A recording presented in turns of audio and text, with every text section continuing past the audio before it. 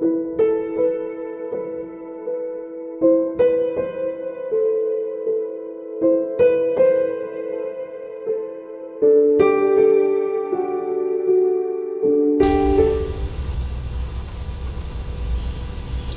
evening and welcome to Science TV Neuro Digest show with me, Sylvia Moramo Chabo, your host, and my interpreter, Maureen Maitha. And today, yet again, we have our therapist, Mr. Irugu, who is going to continue with our topic of speech, language, and intervention. Last week, we touched on the different kinds of challenges that our children go through when it comes to communication and language. And we touched on quite a bit of areas, and I remember I got schooled. We all got schooled properly from our guests. And this time around, we want to go to the solution side of things. We got to hear about what goes wrong where and how the communication and language challenges manifest themselves in our children. And now we want to know, okay, so we have identified the different types. So what do we do next? How do we intervene? How do we get children to start talking? Because I know we have the delayed milestones that come. So I'll ask Dr. to reintroduce himself before he can tell us, okay, now we've identified a child has delayed speech milestones, then what next? Hi viewers, my name is Asamoah Gironko. I'm a teacher, I'm a therapist. I have been teaching for the last 19 years. So, and mostly in the children in the spectrum disorder. So karibuni. Okay, thank you. So you had 19 years of teaching children on the autism spectrum disorder. So when he's talking from a position of authority, a position of experience, and he's currently doing his master's. He's doing a master's. So we are not just talking of things we're not knowledgeable about, but yeah, our therapist, you will allow me to call you Daktari because that's the default setting for me. So he will be guiding us. So doctor, tell us, last time we spoke about the difference between, just take us back for 1 minute, yeah? Yes. The difference between speech and language, and then what happens when a child is nonverbal. Then now you can tell us now, when we find out that our children are not talking at the time they're supposed to be speaking, or they're having characteristics of speech challenges, what do you do next? Yes, the simple difference between speech and language is that speech, you must talk, you must say something, you must bring the sound out. Language, you don't have to. You can sign, you can write, you can use body language, you can use gestures. Yes, you can even use silent as a language. Okay. But when it comes to speech, something must come out. And that sound must mean something. Because if you make sound which don't mean anything to the listener, then you are not speaking or you're not communicating. So that's the major single difference, which is very, very key when you talk about the speech and the language. I know I'm clear. Yes, in that. Now we're very clear. Last time we were hearing it for the first time because all of us, we just assume that speech and language is the same thing. Now something that has just crossed my mind when you say that clear distinction. Yes. So when we're trying to get to a certain between a child having delayed milestone of speech and a child actually being deaf, how do you tell it apart before we go to intervention? You know, a deaf child or a child who had hearing impairment mean the cause of the language delay is caused because of the hearing impairment. Okay. The other one, which is a typical delay, is not caused by any hearing. Yeah, which can be done by an audiologist to see that this child was not hearing, so this child is not able to speak. Okay. But a child who has hearing impairment has language. What they don't have is the speech, but they have language. Yes, and that's why we say sign language, not sign speech. Okay. It's sign language, because they have their language. But the delay is because if you cannot hear sounds, you cannot be able to imitate them. Yes, that's true. Yes. That's true. So that's the main difference between a child who has language delay because of other issues and a child with language delay or speech delay because of the hearing impairment. Okay. Yes. So once we've ascertained that, okay, this is what the issue is. So Yes. how do we intervene? How do we get to help this child to acquire language and or speech? Yeah. Simply, if we come to know that a child has hearing issues, and the audiologist does their test, and they see that they need something which you call hearing aid to amplify. Okay. They can even recommend some modification. So if your tone is low, then they may ask you to increase their voice or increase their tone. But mainly, if a child has language delay and the speech delay, and now let's here come now to the autistic spectrum, a child in the spectrum, and we know most of them the hearing is intact. Yeah. But we know that the basic foundation of language to any child is the attention skill. Okay. So we also have to assess the attention skills. Okay. When we see that the attention skill has issues, because if you have no if the attention skill is affected, then what will happen? You won't be able to make an effort to imitate. And a typical child acquire language and speech through imitation. So you look at your parents, you look at your sibling, how they are speaking, how the mouth and the tongue, they are moving to shape the sounds, and then you try to imitate what they are saying. And we have seen that children in the spectrum, one common thing, most of them, not all of them, but most of them, they have difficulty in the imitation skills. Okay. So the way we tell kids, Mama, this is Mama, then now they try and ape the same. The same. Okay. Yes. All right. So if they don't have the attention skill, it will affect the imitation skill. It will affect the listening skill. Yes, and it also affect the turn-taking skills, which are part and parcel of acquiring language and speech. Okay. Yes. So turn taking is like when they are playing or something like that, when you're like, it is your turn, or is it now, okay, in this context, we're talking about conversation. Speech, if language. I say good morning, they should know that's a prompt for them to respond, right? Simply, when you are speaking, I'm listening to you and keeping quiet. When I speak, you are keeping quiet. Yes. That's not turn taking. The turn taking is a conversation. We are taking turn. Okay, Yes. okay. Yes. All right. So we have identified, and then that is the challenge that they normally have. That's why we say they have delayed milestones and they're having challenges. So what like for you as a therapist, yeah? So how do you help them now get out of this quagmire of not being able to relate, not being able to take turn, not being able to articulate exactly what it is that you're saying? So how do you assist them to acquire the language skill? Or what do we mean when we say about intervention? Intervention. Yeah. Intervention, when it comes to the intervention of a child in the spectrum, is purely individualized. One child intervention is different from another one. Let me give you an example. You may get a child in the spectrum with what we call auditory sensory overload. Okay. So he is very sensitive. He is hypersensitive to the sounds. So he is blocking his ears throughout. So what do you do first? You seek the intervention of the auditory sensory integration through an OT. Okay. An OT. Yes. All right. If the child does not have the sensory integration, auditory sensory overload, then you do something else. Let me give you an example. You may get a child who is like the high functioning, whereby language, they achieve language and it develop just like any other typical child. All right. Yes. Up to around 4 years. It's only at 4 years then you see that the pragmatic use of language has an issue. Okay. So now what do you deal with?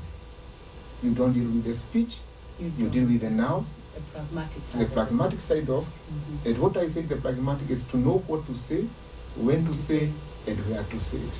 Okay, like have courtesy of speech. Yes. And be able to know when someone is being sarcastic, this is how you're supposed to respond. Yes. And just telling jokes, understanding jokes, understanding the metaphors, and sticking to the topic, all those. Okay, so that's the pragmatic side. Yes, and mostly it happen to the children in the high function.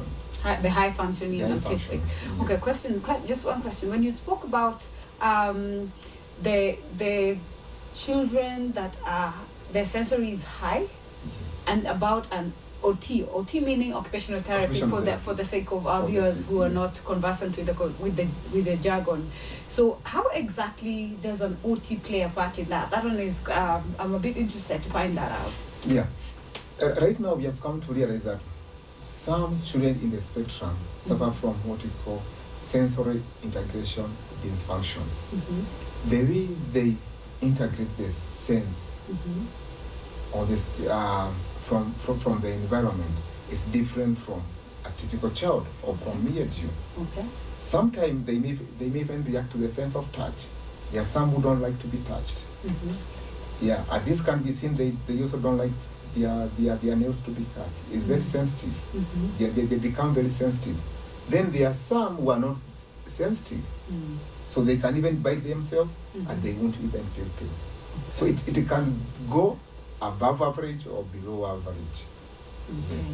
So now the OT, using their own knowledge and their own expertise, try to stabilize the way we receive the stimuli from the environment and how we integrate them in our brain. Okay, also it's about just receiving and integration with the brain. Yes. Okay, there's something we call earmuffs, right? Yes. Earmuffs are the ones that look like headphones for the sake of our viewers and to educate the parents who are out there. So when your child has the high sensitivity to sound, there's something called earmuffs that blocks out excessive sound, right? Yes. So that one is just to control the sound for the children, or does it have any other special with? It's mainly to reduce, because it can be overwhelming. Because what happened, they don't know how to discriminate, what to listen to, and what to ignore.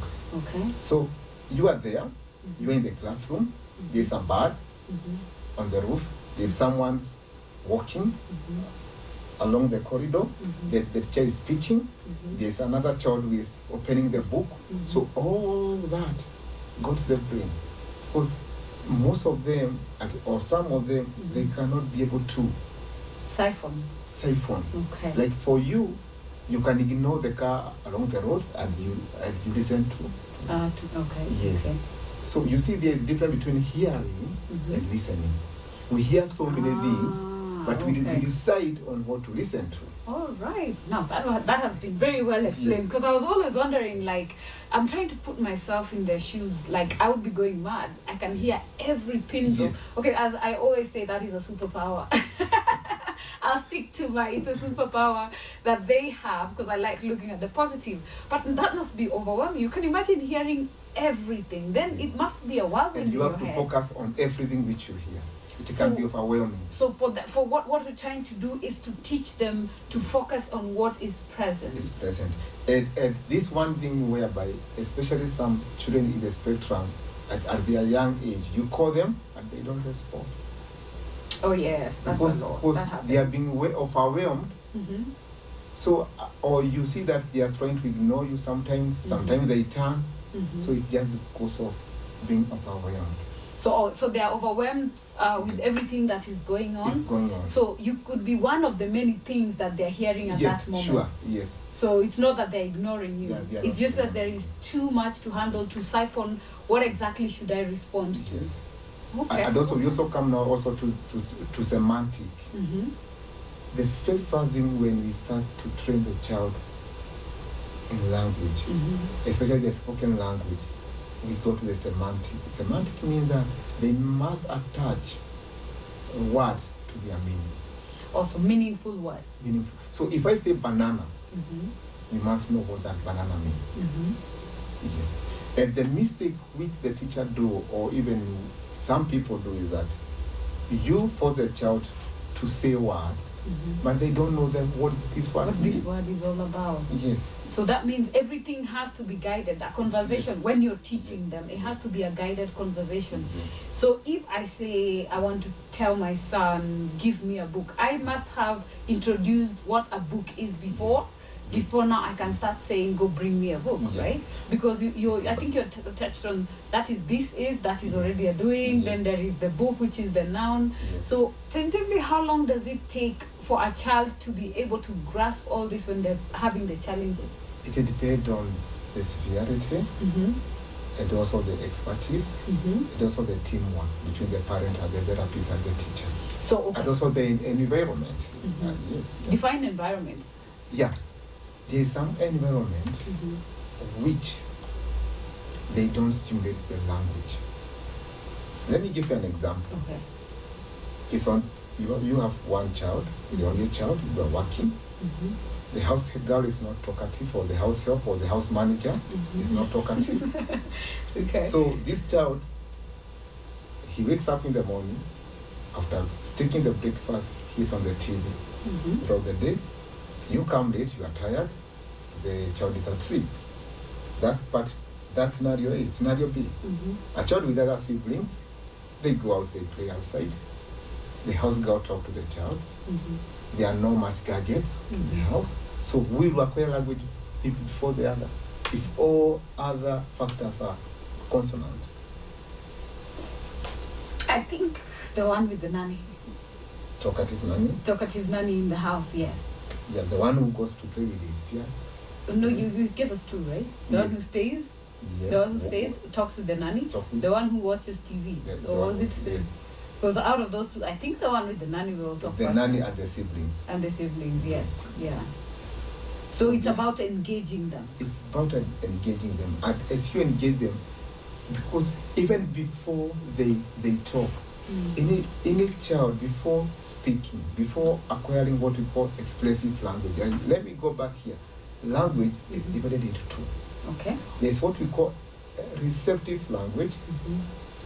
That's one is you are receiving. And expressive language. Okay, that means when we are expressing ourselves now. Yes. If someone's come here from Embu, Meru, Ukambani, they speak, I'll be able to understand what they are saying. They speak in their mother tongue, or they just Yes, speak? in their mother tongue. I'll be able to know what they are saying. Why? But because I have that receptive language, but I may not be able to speak. Oh, okay, so, no, there is a difference. Wait. When you're saying, someone can come and start talking. If I don't understand Meru, it will just be blah, blah, blah, Yes, right? for you. Yeah. Because you have no receptive language. Yes, towards that dialect, right? Yes. Yeah, but I can hear, but I just don't understand. Yes. All right? But now, what I'm saying here is, receptive language means that you understand. You are able to comprehend. So if I put a book, cup, and a spoon here, and a plate, and I ask the child, book, they go, they pick the book, and they cannot say that book, the word book. That means they have the receptive language. Okay. Now, expressive language is that I pick that book, and I show them and ask, all this, then they say book. That means that they have expressive language. Okay. But when we make them to repeat words, like a parrot, and they don't know the meaning of these words, it just become some sound to them, which has no meaning. Oh, so they're just saying, so the way we were saying the echolalic children repeat things because they had it somewhere, they just repeat and repeat. Yes. Okay, but I'm trying to just understand the way you're saying expressive. So expressive is when they respond to what it is that you say. Yeah, exactly. What about when you want them to express what they want? You see, now this was you telling them and then they're doing it. What happens when I am the child and I want to say, I want to go to the ladies, the gents, I'm thirsty, or I want to change my clothes. So where does that fall? Now, when you talk about the speech therapy, first you must know nouns, then you know the verbs. Let me give you an example. What this? A pen. What this? A book. What am I doing? You're writing. Book, pen. Okay, that's how they take it in. Yes. Oh, because you say this is a book, this is what I'm doing, your book pen. Okay, so now what am I see. doing? Book, pen. So now you have to show them that the action of doing this is called writing. Writing. You have work. Okay. Okay. This is a cup. Yes. The action of doing this is drinking. It's drinking. So now they can connect now and the verb. Okay. You see. So once now you move from the verb, you go now to other abstract nouns, like the prepositions, cup on chair, cup at a book. Then you go to the pronoun, which is a main issue. To the children. pronouns. My, you are. They refer them to themselves. Yes. I know. I was trying. I know I had posted something like that. I was trying to see if my children understand. Yeah, our viewers had already earlier said that I have 2 kids who are on the autistic spectrum. So I was trying to teach my children that I am mom, right? Yes. But then I have a name. Yes. You are Andrew. He is Bradley. So what I was trying to do, I know I had been warned about the preposition and stuff like that. So I was like, because I understand in their language it is what is your name, and this is, it's like a third party thing. It's never I am, you are. So I was like, this is, they were like mom. I'm like, mom is called mom. So I was like, mom is Sylvia, right? Then he's like, you are Bradley. This is mom. I'm like, no, this this is Sylvia. So until I said, how did I phrase it? I'm trying to remember, but it was, to me, it felt very weird the way I had to put it. Like I had to turn it to his language for him to understand I am actually asking him what mom's name is. So, so I said, mom is called, mom name is, So that their way of understanding is quite peculiar. So I asked him, show me your brother. He understands that. Yes. Like this is, he can say, this is Andrew, that is your brother. So I say, what is your brother's name?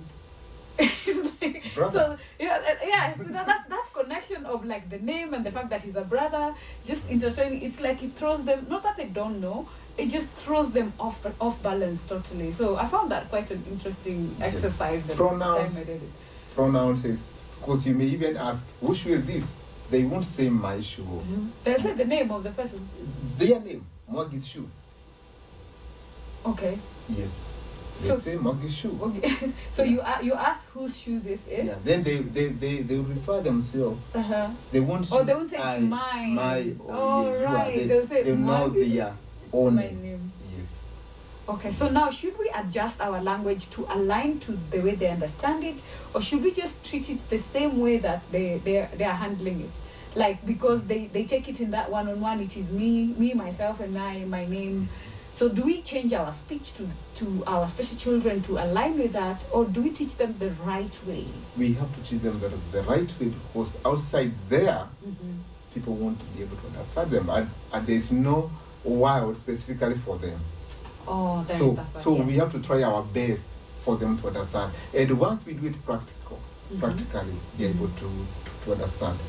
And another thing whereby they have deficit is the question words. The one like how, what, where, who, when. So I try to come from school and you ask the child, how was the day? They don't. I've done a whole term of that. Yeah. How was school? So it was we school. must also train them on the meaning of those how, where, who, what. Yes. Okay. When. But okay, for you're a teacher. I'm thinking the same scenario you said. I live in the morning. I go to work. I carry all the stress that I get throughout the workplace. I come back in the evening. Then I have to embrace this different environment, right? After the break, I'll show you a very good practical way of doing it. Okay. Using the toys. Okay. Yes. Okay. Oh, using toys. Using you toys. can use toys to actually do it. It's a very simple. Good. Okay. At least we'll have a practical lesson. Yes, because we know that auditory, they are not good. So when you use auditory, learning part of it, we also making it more difficult. Okay. But if we bring things to them, toys, something they can be able to relate with. Okay. Yes. Okay. It make the lesson enjoyable, and they're able to comprehend what you are saying. Okay. Yes. So when we come back, now let's just take a short break, and then when you come back, then you can show us the different techniques, right, of how we can actually intervene in the challenges that our children go through when it comes to speech and language. At least we've been schooled on the difference of the two. We have learned how to try and have communication with us and our children. And the process, you start slowly, right? Yes. You start, and you have to show them the things have to have meaning. So it's not an assumption that they will figure it out. So you have to really do it step by step for the parents at home. Thank you for joining us. Those who are joining us on Facebook Live, thank you. For those joining us at home, thank you. We'll go on a short break. Don't forget, our SMS number is 2058. I'll repeat again, 20508. You can send us any questions that you could be having, and anything that maybe you feel we did not satisfactorily dwell on, you can ask and we shall respond. You can also go to our social media pages. That is Andy Speaks 4 on Twitter, and on Instagram, Andy Speaks, or go to our Facebook page or my personal page, Sylvia Moramo Chabo, and we shall be able to respond. Even if you go to the Science TV page, we will still get to your questions. We'll take a short break and we shall be right back as we continue with speech and language intervention. Thank you. All right.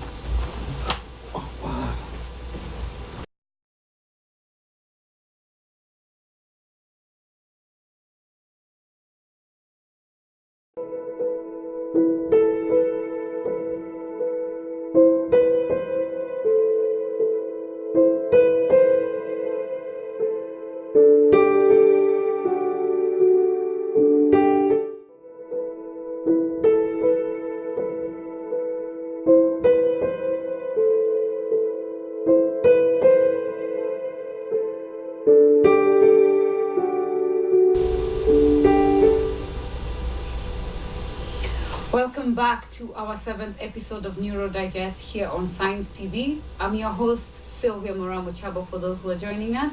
And my science interpreter is Maureen Maitha. And we still have our guest therapist for speech and language, Mr. Irungu Asa Wangi. All right?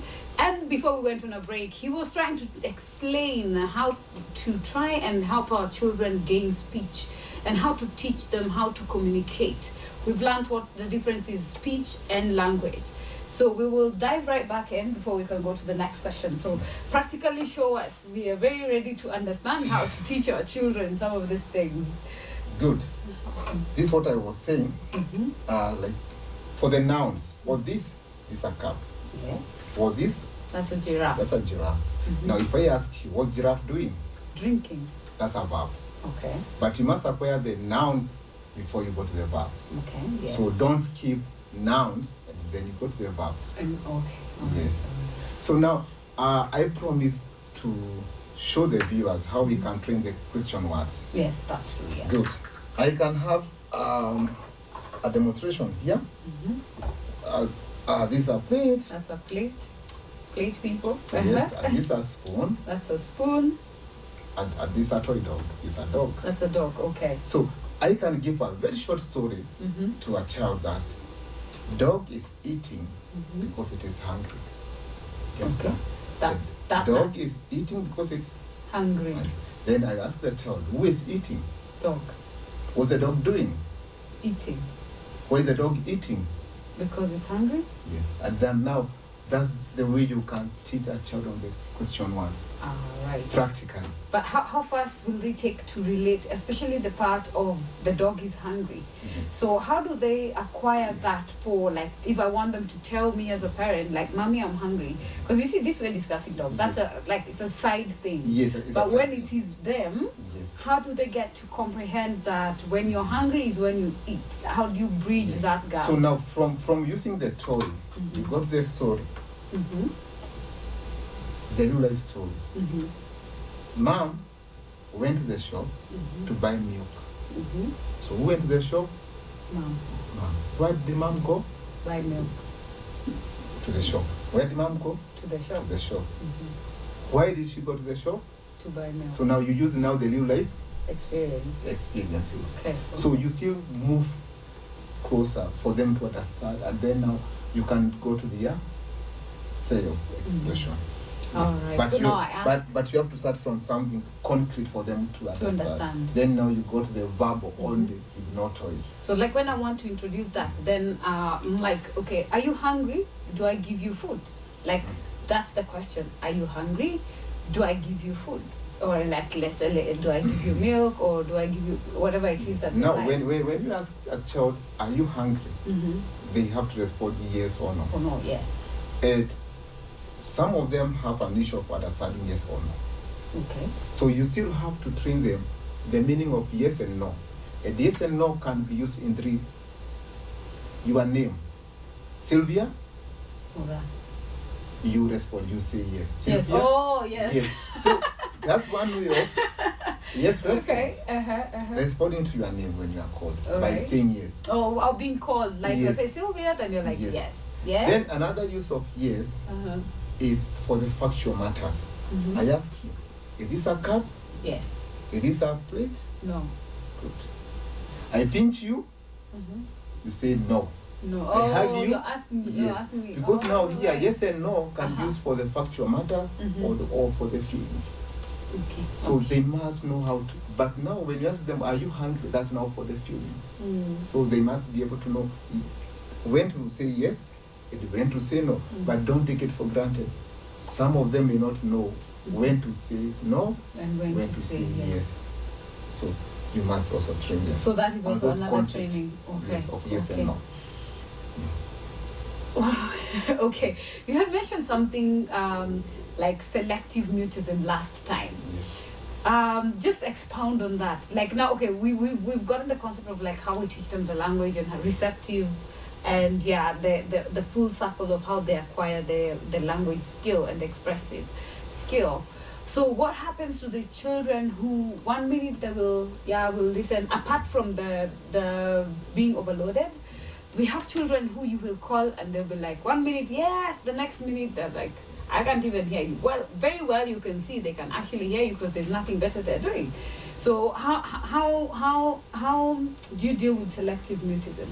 Yeah, selective mutism means that this is a child, and not only children in the spectrum who have the selective mutism. We have seen so many causes are various, but selective mutism is a child who select what we are called selective on who to talk to, where. So two things: who to talk to and when. So depending. And when. Okay. And when to speak or to talk. Wow. So you mean this child at home, he's okay, he's speaking, he's talking. In school, he's mute. Mute means there's no word which is coming out of that child. That's why we mean by the word mute. The way you put mute on the TV is just the same definition. Mutism. Selective. Yes. So they choose when to talk, when to talk, who to talk to, and where they will talk. So I can go to school and I'm told this boy talks okay. When they come home, they choose they're not going to talk to anyone. Or we have seen that this child only talk to this teacher. That specific person. Yes. And now here the school now say because he is not talking to other teachers, he is 10 years old. So let him go to the preschool. Yes. Little life story.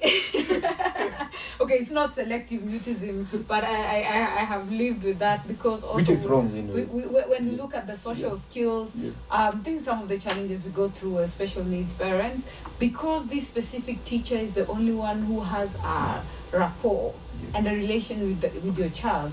You find when we're talking about integration, I know it's a topic of another day, but now since at least it came up, that are some of the challenges we go through, because a child is forced to stay in a specific place with a specific teacher for a while because that's where they express themselves. That's where they're a different person who is actually very functional at that point. So that, which I concur with you, it is very wrong because you're encouraging that behavior, right? You're feeding it like it's okay, you can just behave like this, it is fine. So I don't think that's something that should not be encouraged. Yeah. Then apart from selective mutism, there was a question that had come in just in your first moment.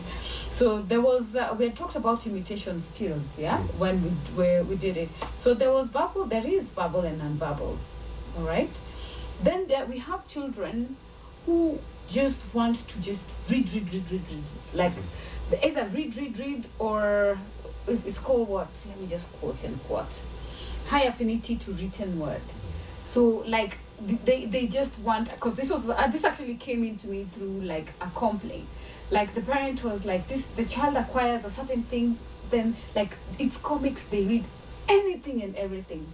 They decide we are going to be in the side of storybooks. The parent, like the house, apparently it's a wall, endless of books. So is that something one should be concerned about? Yeah, it's called hyperlexia, and some of the children in the spectrum suffer from hyperlexia. Hyperlexia means that high affinity to the written words. Okay. So you compare the spoken words and the written words, and you see this child at 2, 3 years or 4 years, they have high affinity to the written words, but not the spoken words. But which language do we achieve first?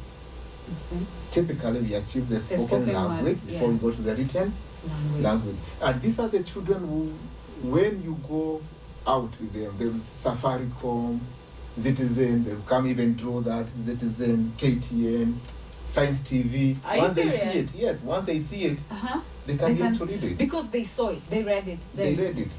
Okay. And they flock the magazine. You see them with the magazine, comic books, trying to read. And you look at them by the year, because I know about 4 boys I'm working with. By the time they are 6 years old, they can read a big novel. But now, the problem is this one. Do they comprehend? No. They're able to read, fluent, but if you take that book away and then you ask them, what did you read? They can't. And some prefer some books. Like a specific topic. Yes, about the robots. See, a child has a collection of books about the robots. Robots, yes. Some maybe animals, books of animals. And science, yes. a specific topic. A specific topic. You know why I'm actually just drawn back? I'm just analyzing my son. He's your student. I don't know what happens when he's in school. But the one thing I have noted that he knows all the television, as in you've just said exactly what he does. Because there is a day he was looking at the paper, it's upside down, I'm looking at like, what are you doing? And he was very serious, flipping the pages. But then the thing that so long as he has seen, he will always, so when we are walking, when we're driving by, he will tell you, Safaricom, so and so. Remember, he only does 3 words, Has he improved? I don't know, I know. So I know we usually have one sentence, like he does one sentence. So by the time he spots it, by the time you figure out where he's, and he's very fast. He's very fast. He will tell you KTN, whatnot. As in Safaricom, he'll know that's a bank. So I'm like, so how are you taking in all these things? And when I try for us to like, how was your day? Blank. What did you do? Blank. So that correlation, I find it very complex. Yeah, because here, your son is a visual learner. A very strong visual learner. Okay. Not an auditory learner. So anything which he sees, it is stored in the visual memory. His visual memory is very strong than the auditory memory. Okay. And then now combined with hyperlexia, now you can see something written is visual. Oh, right. Okay. Yes. Okay. Yes. That's interesting. That's quite interesting. Wow. But if you read for him a story and then you ask some few questions afterward, you see that there's some gaps. Okay. Because he's not good in the auditory side of it. Yes. Now, there is another one that I want us to touch on, just a tidbit, right? So this is the question. So how does language affect the social skill and the playing skills, like interaction with, how professionally, like how would we say, what percentage does it play in both interaction and learning and, generally just mingling in society? Good. And here we come here now. And another big elephant in children in the spectrum. Play skill. Play skill. Play skills is a big issue. And what they lack, play is, there are so many types of the play. There's what we call imaginative of the play. There's the functional play. Okay. There's the social play. there's the play with, there's the constructive play. Okay. Constructive play is when they have blocks and they put them and they make. So it's that they construct. They are so perfect. Functional play is like the ball is to be kicked. So the function of the ball is to be kicked. To be kicked. Then they want to. That's the functional play. Then now we come here, cooperative or the social play, whereby they have to play together with others. That's an issue. Yeah. Solo play, they are very good. In fact, we have the best swimmers in our school. Because it's their solo, own business. Like me and myself you and see, nothing else. Playing soccer means you have to communicate non-verbal. Oh Yes. You cannot give the ball to your opponent. And you have to be so quick to read the body language of the your team. Else, yeah. Yes.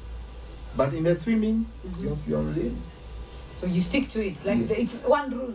Stay here, get there. I know a boy who is very good in golf, because golf is a solo. You win, solo. You lose. Solo. So it's your own. It's a me, myself, and I kind of a situation. But when it comes to the social games, the cooperative games, they have an issue. But now let's come to a child of 1, 2, 3 years. Okay. What should they have? They should have what we call imaginative play, pretend play.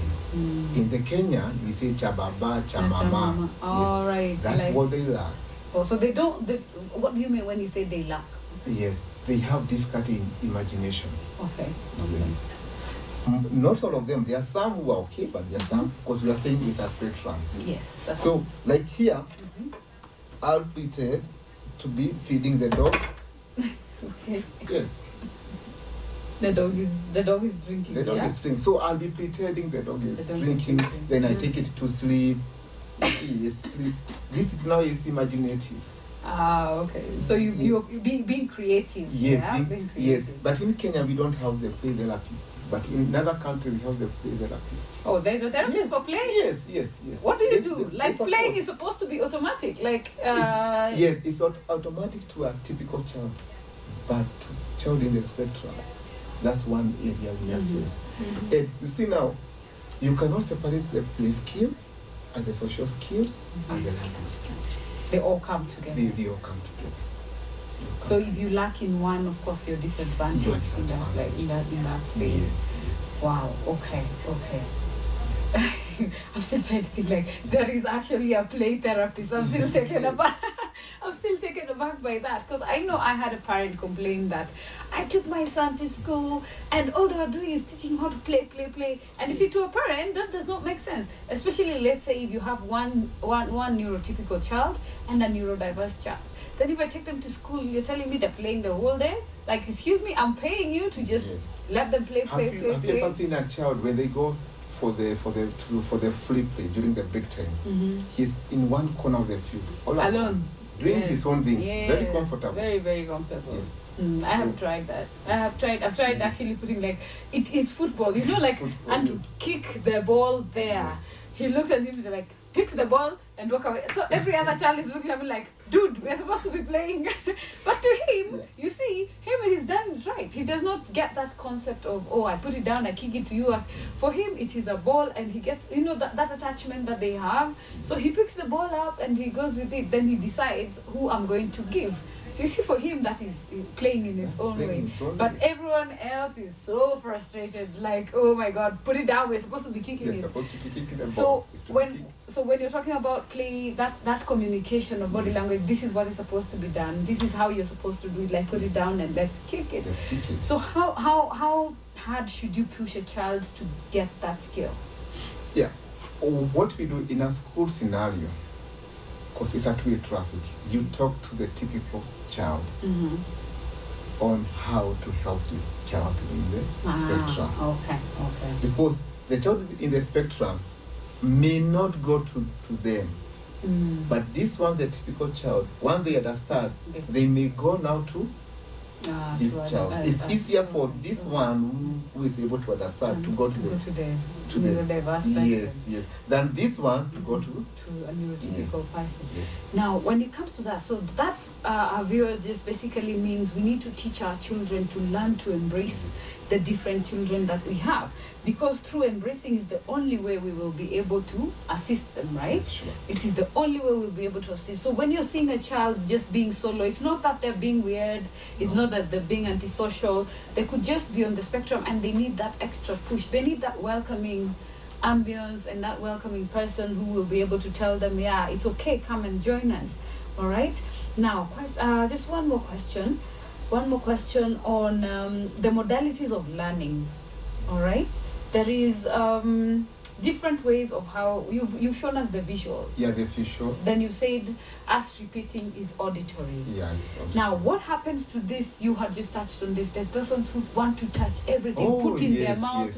Because I know I was very concerned, like at a point in time where my son was putting everything in the mouth, and I'm like, that's not like, even when it's a slipper, you put it in the mouth, and I'm like, that's dirty. And you feel so scared as a parent, but that by the end you're finished with this, we'll be talking something different, That's the way they explore their world.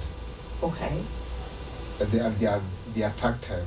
In fact, I do remember a boy who was a family friend in the spectrum. So I used to go out with him to the supermarket, and he could touch everything in the supermarket. Okay. Everything, from the shelf to the last. So touching everything. Okay.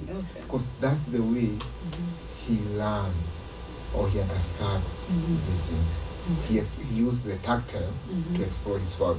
For you and me, you look at something, you know whether it's smooth or rough, is it? Yeah. But for someone, they must touch. So that's their own way of learning.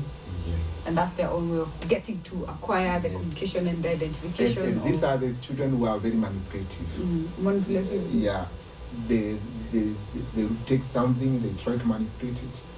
So we also call them, there are some children, we call them kinesthetic learners. They like to manipulate things. They like to explore the world by doing. Okay. Yes. But a very good teacher should use what we call multisensory approach. Whereby when we say the multisensory approach, you use all the sensory. So visual, tactile, auditory. Okay. So you don't pick one. Right. But in our school, mostly the teachers, especially in the middle level, they use the auditory. That the child go to the class, sit down and listen. That's auditory. So if a child is not auditory learner, what will happen? They will be left behind. Yeah. So the teacher need to balance. If this child is a visual learner, there's some gadgets now. There's some YouTube for kids. If you are maybe teaching parts of a flower, why don't you bring something on the screen and then they see? Yes. Okay. If it's someone who is manipulative, it won't cost you a thing to go and bring a flower from outside. Yes, and then you bring it to the child, and then this a petal, this filament, this under. And when they do that and they touch it and they smell, they will never forget. Wow. Yes. We have been schooled once again. So at least one greatest takeaway from today is we better learn to embrace. We better learn to teach the way our special needs children understand. So you have to understand what is your child's style of learning when it comes to communication in terms of language and speech, and then we just let them be and we encourage them and we put in the time and the effort, right? Yes. And also the environment. Let's make the environment conducive. Let's have that conversation. And remember, we were taught, start with the nouns, it has to make sense to them, then go to the verbs, then go to the pronouns, then now you go prepositions. Step by step. Then from there now you can go to what we call question words. Oh, the question words. The question word. Now from there you go to other abstract yes, no. Yes, no question. Before you go now to the spontaneous social conversation. Wow. Okay. Yes. That's now the way now we are conversing. We're conversing more one-on-one. And we also must know that not all these children will get to that level. Oh yes. Not all of them. Not all of them. So we must be honest, very honest. No, not all of them we may get to that level. But If they don't get that level, what do we do? And that's why we said last time we can use alternative way of communication. Yes. Oh, that was what we were talking about. We can still use that sign language, which we call the Magaton sign language. We can use PEX. The PEX, which is the use of photos to express communication. Yes. Now there are some gadgets that actually teach. Yeah. A child can just use a tablet to communicate. Yeah, if you want to go for short call, you just go and show you what it is. Yes, what it is. So these are apps on the phones and the gadgets. Yes, yeah. Okay, so at least assistive technology is helping us as parents. So you can drop us a message. We'll try and have our therapist contacts just in case you'd like to proceed with these questions, ask questions further. And remember also our SMS numbers will still be open. And next week we shall be still on autism. Remember, we say we are going to break it down until we all get to understand it. So we've done early intervention, we've done speech, and we shall be moving to occupational therapy, both at home and what is actually done when they go for a therapy session, so that it is actually a bit inclusive. You heard some of the speech actually requires the OT or our occupational therapist to help our children. So for those who've been with us throughout the entire episode, we want to say thank you, and we hope you'll join us next week, same place, same time here on Science TV, with me, your host, Sylvia Moramo Chabo, and our interpreter, Maureen, who's done awesome. Thank you. And thank you to Dr. because he has schooled us. Okay, he said therapist. So our beloved therapist want to say thank you. And at least now I understand my child better. And I hope you back at home, you also have. So don't forget, you can drop us your messages on our social media pages also. So until next time, it's good night and goodbye from here.